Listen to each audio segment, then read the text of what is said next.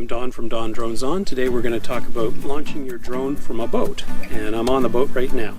So number one tip for launching your drone from a boat is I wouldn't recommend it.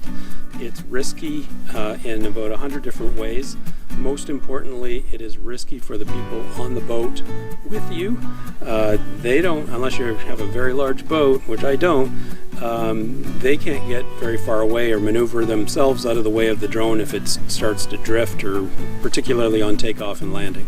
So unless you're experienced with your drone and experienced with your boat and the environment, I wouldn't recommend it. Certainly don't do it if the weather is the least bit rough. Today is marginal, I would say. So, second tip is to make sure your batteries are fully charged so that you don't have any problems returning to home. And that gets to my third point, return to home. My drone is a Phantom 3. It's got two choices, return to home and land, which sounds great normally, but if you're in the water, your boat is the point where you're launching, and your boat's not going to be there when you come back. You'll be somewhere else. Even if it's 10 feet away, you don't want your drone to land 10 feet from the boat. So you just have to keep an eye on that. You're never going to be using that function except when it's coming back out of control, in which case you're going to have to chase it with your boat until you get in control with your controller again. The other option I have with this drone is when it goes out of control of out of communication link with the controller, is to hover in place. I thought that would be a great idea until I thought it through. Hang on, I'm going to fly over, say, the shore behind me or something like that. I'm going to lose communication and it's going to sit there. That's not a good plan because I can't get my boat onto the land and probably can't get back to my cottage and drive to where the drone is in time. So return to home and land is still the best option. Third thing is make sure your launching point is well away from any fishing poles or canopies or anything else. In my case, I've got seats here. I've got a nice high launch pad, which is a table, so that works out pretty well. Just make sure the area is well clear. Point your drone in the forward direction such that you're moving fully away from any such obstacles. So I'm going to launch to the bow of my boat, going that way. But I would actually recommend that the boat itself be positioned crosswind. So the wind is coming this way. That way when the drone goes up, if there's any GPS drift or anything like that, or the wind catches your drone before it stabilizes, it's going to go either that way or that way, but not likely towards the back of the boat where the canopy is and the people and all the rest of that. So launch forward away from everything, but have the wind coming across the gunnels.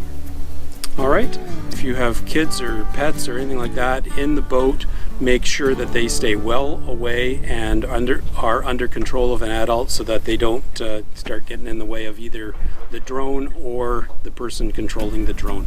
Everyone has to be really have their wits about them. But that said, it's like having a little mini aircraft carrier, having a boat that you can fly your drone from, because you can maneuver into areas that otherwise might be awkward to get to or really cool to fly from. So in a second I'm going to launch and we'll be all set.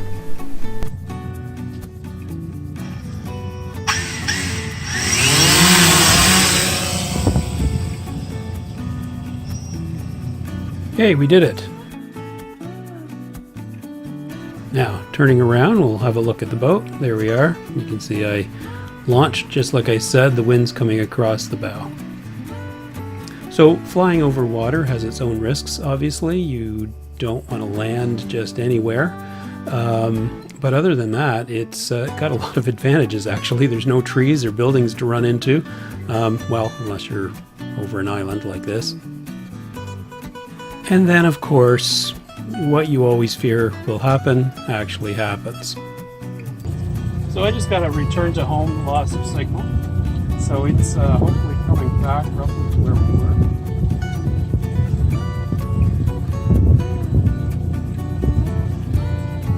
Okay, so I got my signal back and I just canceled my return to home. Fine. So we're going to do a landing at this point. I'm going to catch it in midair.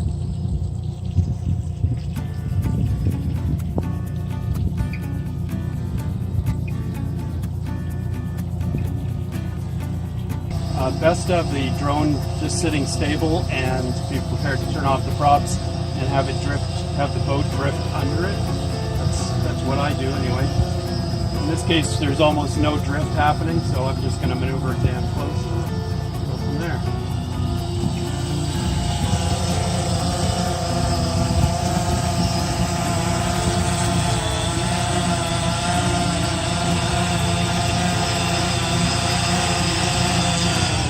Yay, I caught it. Thank goodness for that. Okay, let's have a quick recap of the tips that I've come up with, and let's start with number 1. Understand that flying from a boat is risky, both to the people on board and to the drone. Number 2, use fully charged batteries. Number 3, set your drone to return to home and land, unless your drone has a better option. Number 4, ensure the launch site is clear of obstacles like fishing poles and stuff. Number 5, launch away from the boat with the wind coming across from the side. Number 6, ensure kids and pets stay well away from the drone and the pilot. And last but not least, stay calm if and when something goes wrong. Have fun, stay safe, great flying. Thanks for watching, like and subscribe below.